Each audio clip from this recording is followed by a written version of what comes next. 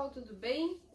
Eu sou a professora Melissa, eu sou professora da Univale, dou várias disciplinas na área de importação e exportação, sistemática de comércio exterior e despacho aduaneiro, bem a parte prática disso tudo, né? E sou despachante aduaneira da Univale também, já vai fazer mais de 10 anos. E hoje eu vim aqui porque eu fui convidada pelo Bruno para fazer parte dessa iniciativa, desse projeto, que é a Next Academy, que eu achei muito legal. E não são todas as empresas que fazem isso pelo seu, pela pessoa que trabalha, né? Pelo seu profissional que está ali junto todos os dias. Então é um incentivo, é um crescimento para o colaborador, né? Que é muito legal, muito bom. Então, pensando nisso tudo, eu vim conversar um pouquinho com vocês hoje sobre classificação fiscal, que todo mundo acha que é um tabu, né? Todo mundo tem medo, até porque é uma coisa que gera multa, que dá um monte de problemas. Inclusive, para vocês que trabalham com as cargas, com a parte de transporte, a classificação fiscal influencia muito nisso, inclusive no valor do frete que vocês cobram do cliente, né? E estando classificado errado, pode gerar multa, como eu já tinha comentado. Mas eu vim aqui trazer de uma forma tranquila, rapidinha, para a gente não ficar muito tempo nesse tema, né? E só com as dicas, as principais dicas, para que seja mais tranquilo para vocês e inclusive para que vocês orientem o cliente de vocês com relação a isso. Eu trabalho, como eu falei para vocês, há um bom tempo na área de comércio exterior e eu gosto muito de classificação fiscal, por mais que pareça assim assustador, né? Eu tive uma professora durante esse meu percurso que ela falou uma coisa muito assim que me marcou muito com relação à classificação fiscal. A gente não tem que ter medo, porque existe só duas respostas: ou é aquela classificação ou não é. E se não é, não adianta insistir, a gente passa para a próxima e tenta classificar da melhor forma possível. Então eu tentei aqui organizar para vocês algumas coisinhas que eu já projetei aqui para a gente conversar. Não vou falar muito de regras, porque na verdade só importa duas regras com relação à classificação fiscal. Eu sei que tem 6, tem subdivisão, 2A, 2B, 2C e tudo mais, mas a gente vai falar só de duas, que são as duas principais e as duas que 99% das mercadorias se classificam e a gente consegue definir qual é a NCM correta nessas duas classificações. O resto a gente adapta, mas no final é só isso mesmo. Primeira coisa que a gente tem que saber é entender e enxergar a estrutura da NCM. Então, eu coloquei aqui para vocês uma classificação fiscal que eu uso bastante. E essa classificação fiscal aqui, eu defini a composição dela para vocês. Então, isso tem que estar sempre assim na nossa mente quando a gente pensa em NCM. Tem que visualizar toda a parte escalonada dela, vamos pensar assim, como se fosse uma escadinha. Não ficou bem uma escadinha aqui no meu desenho, mas vocês pensem que ela vai subindo e a gente tem que ir definindo essa escadinha que a gente tem da composição da classificação fiscal. Então, primeiros dois números, eles definem o capítulo. Quando se soma aos outros dois, né, os dois próximos, eu tenho a posição da NCM. Quando eu somo os 6 primeiros, eu tenho a subdivisão da posição. E aqui, né, só relembrando, quando eu formo 6 dígitos, eu tenho o SH, que é a parte internacional da classificação fiscal, porque a NCM, ela vem, né, é o somatório do SH mais os dois últimos itens. Então aqui eu já tenho o SH. E quando eu consigo definir isso aqui, para definir esses dois últimos, é bem mais tranquilo. E quando eu consigo definir esses 6 dígitos aqui, eu já tenho muitas ferramentas que a gente vai ver logo em seguida à minha disposição. Que eu já posso verificar se eu estou indo no caminho certo, ver se eu tenho exemplo para alguma coisa, porque eu já defini os 6 primeiros dígitos. Depois, eu tenho o que a gente chama na composição da NCM, né, os regionais. Então, item e subitem, que é os próximos degraus que a gente vai ter que subir para fazer a classificação fiscal. Tendo isso em mente, a gente tem isso tudo certinho, vou passar para vocês alguns detalhes que a gente tem que ter sempre em mente. Quando a gente fala em classificação fiscal, a gente tem que lembrar que eu tenho que sair do que é genérico e sempre buscar aquela informação mais específica. NCM só tem uma para aquele produto, eu não posso ter mais de uma. Eu não posso ter dúvida com relação a isso. Quando eu tenho dúvida com relação à classificação fiscal, mas eu já consegui, de alguma forma, chegar nesses 6 primeiros dígitos, eu tenho já a meu favor a que a gente chama NESH, que é as notas explicativas do sistema harmonizado, ou seja, desses 6 primeiros dígitos. A NESH ela vai direcionar, trazer exemplos, trazer detalhes com relação aos produtos que se encaixam dentro daquilo ali e muitas vezes direcionar, ó, isso aqui abrange esse produto. Se o seu não está ali ou não tem aqueles detalhes que estão descritos ali na NESH, já sabe que pode ir para outro. E muitas vezes ele também direciona. Quando a gente fala das ferramentas que a gente utiliza na classificação fiscal, várias delas vão te direcionar. Eu vou deixar anexo a esse vídeo que a gente está fazendo aqui com as principais informações, 2 vídeos mais rapidinhos.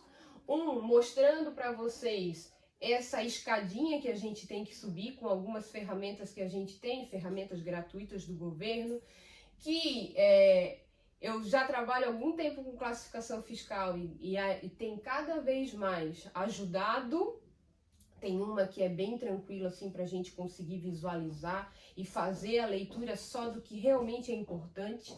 Senão a gente fica olhando a tarifa externa comum, a TEC, que é da onde a gente vê a classificação fiscal, e às vezes fica perdido, não conseguindo identificar o que realmente tem que ler. Então hoje a gente tem uma ferramenta do governo mesmo que é bem tranquila com relação a isso. Eu vou deixar um videozinho à parte com o Bruno para complementar isso que a gente está vendo aqui. E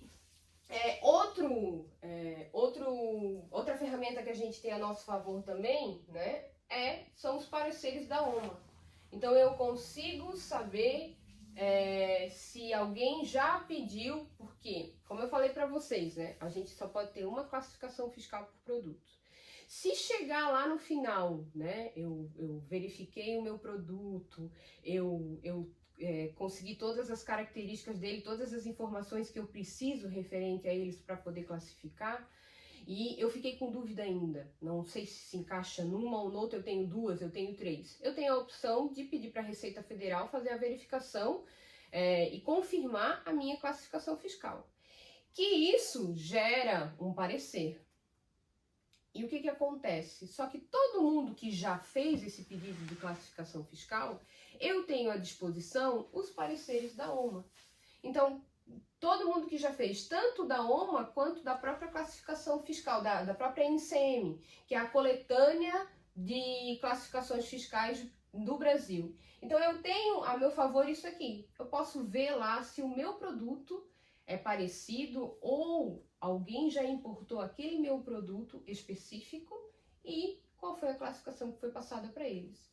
Isso está lá à nossa disposição gratuitamente e eu posso olhar. Vou também fazer um videozinho para vocês mostrando onde é que está essa ferramenta. Lá no site da Receita Federal, e muita gente não sabe que a gente tem isso a nosso favor. Então, eu tenho esse parecer do OMA aqui, com uma coletânea da Receita Federal também, com todo mundo que entrou com o pedido junto à Superintendência da Receita Federal, questionando. Me ajuda porque eu preciso saber e definir qual é a minha classificação fiscal. Então, a gente já tem várias definições lá, inclusive com foto, com detalhes do produto, e quem sabe o nosso produto não está lá e a gente está aqui tentando descobrir e alguém já fez esse pedido, né? Como eu falei para vocês no início, a gente tem 2 regras principais quando a gente fala de classificação fiscal. E eu digo para vocês que 99% de tudo que a gente classifica se define nessas 2 regras. A primeira regra é a regra 1 de classificação fiscal, que ela traz lá no seu texto dizendo que as notas de seção e de capítulo, elas trazem informações e têm força de lei para a classificação fiscal. Muitas vezes, quando o fiscal da Receita Federal, ele entende que aquela classificação não está abrangida, aquele produto não abrange aquela classificação, a justificativa dele vai estar muitas vezes nessas notas de capítulo e seção. E essas notas de capítulo e seção que têm força de lei, também justificam um recurso de uma classificação fiscal que eu tive algum problema. E ela direciona, ela te dá informação, ela pode te dizer o que abrange dentro daquele capítulo e daquela posição, né? Lembrando aqui a nossa visualização da composição da NCM. Então, ela vai trazer essas informações. Ó, esse capítulo abrange esse produto. Esse capítulo ele não compreende tal produto. Tal produto está compreendido em tal NCM. Vou falar um exemplo prático para vocês. Um dos últimos produtos que eu fiz a importação, o exportador, ele me passou uma classificação fiscal, onde eu tinha uma válvula de compressão, e junto à válvula de compressão, eu tinha anéis de vedação. Existem notas de capítulo e de posição de NCM, né? Que elas trazem que quando eu formo os produtos, mais de um produto, formam um conjunto, e esse conjunto ele só funciona junto, né? Eu não consigo fazer eles separados, juntos eles formam um único sistema. O sistema em si que compõe todo aquele conjunto vai ser classificado numa única NCM. Beleza, eu tenho essa regra com relação à classificação fiscal. Se eu não me engano, no capítulo 85, mas eu posso confirmar depois. E quando eu falo, e aí eu tinha a válvula com os anéis. Só que eu tinha mais de um anel, estava vindo mais de um anel de vedação, porque era material de reposição. Então o que eu tinha? A válvula e o anel eram juntos. Ele já vinha, né? O anel de vedação já vinha junto com a válvula. Mas e esses que vinham além? Lá numa nota do capítulo da válvula, dizia que os anéis de vedação comprados à parte são classificados na posição, era 40 alguma coisa, não vou me lembrar de cabeça agora qual era a posição. Eu assim, poxa, eu já sei qual é a classificação fiscal. E dizia lá, quando ele faz parte do conjunto, sim, mas quando ele é a par, porque eu posso comprar a peça separada. Eu não estou comprando o conjunto, eu estou comprando aquele material de reposição. Então, eu tenho que classificar na posição correta. Então, isso pode acontecer e é essas notas que muitas vezes vão te dar essa resposta. Então, ajudam bastante com relação a isso. A segunda regra que eu considero a mais importante com relação à classificação fiscal é a que diz que eu vou classificar o produto naquela descrição, naquela NCM que me trouxer a característica essencial.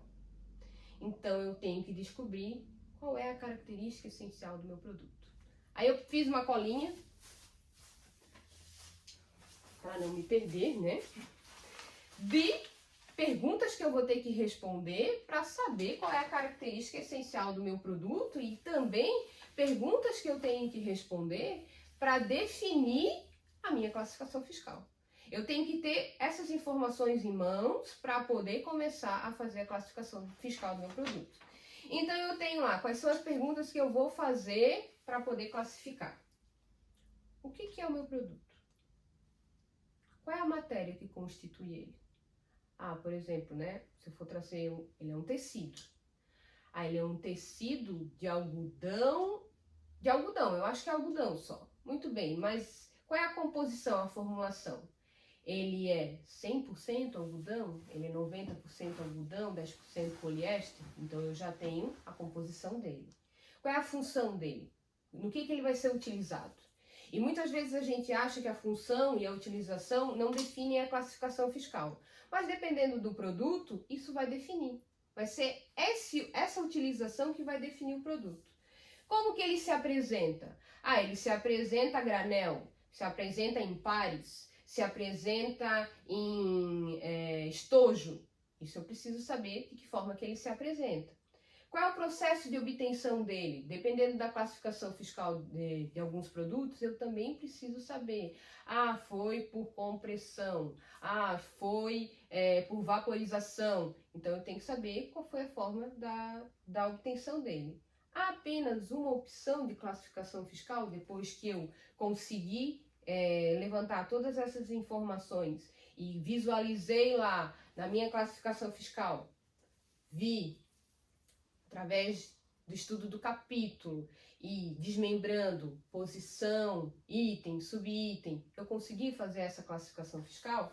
Se eu conseguir, beleza. Se não, eu posso tentar ir lá para os meus pareceres do OMA e para a NEST para dar essa visualização. Uma coisa também legal, né? A gente sempre procura começar a fazer classificação fiscal vendo o sumário. Abre o sumário da TEC e olha ali em quais capítulos o teu produto poderia estar se encaixando. Ah, eu acho que ele se encaixa nesse. Já vai direto naquele ali, não precisa olhar o resto.